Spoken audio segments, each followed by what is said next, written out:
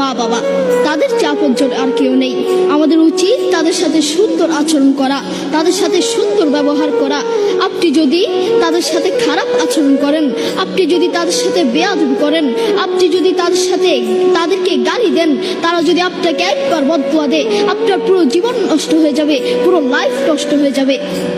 সূরা বনী ইসরাঈলের 23 নম্বর আয়াতে আল্লাহ সুবহানাহু ওয়া তাআলা বলেন, ফালা তাকুল লাহুমা উফফি ওয়া লা তানহারহুমা।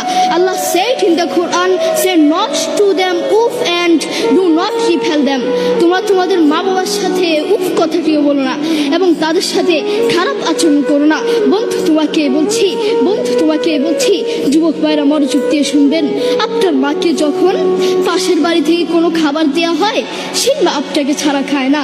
সেই মা বলে, এই খাবারটুকু যদি আমি খেয়ে ফেলি, এই খাবারটুকু যদি আমার পেটে চলে যায়, আমার আদরের সন্তানটা কি খাবে, আমার কলিজার টুকরো সন্তানটা কি খাবে? আপনার মা সারাদিন আপনাকে নিয়ে ভাবে। দুঃখের সাথে বলতে হয়, সেই মাকেই আপনি আপন মনে করেন না, সেই বাবাকেই আপনি আপন মনে করেন না।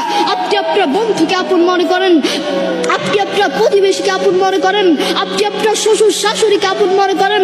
আপনার যদি একদিন ডায়রিয়া হয়, একদিন রোগ হয়, একদিন বড় কোনো ক্যান্সার হয়, ওই বন্ধু আপনার কাছে আসবে না, ওই প্রতিবেশী আপনার কাছে আসবে না, কিন্তু আপনার কাছে আপনার মা এবং বাবা আসবে। করোনা হওয়ার পরে প্রমাণ করে দিয়েছে কে আপন আর কে পর। করোনা হওয়ার পরে বন্ধুর কাছে যায় নাই, করোনা হওয়ার পরে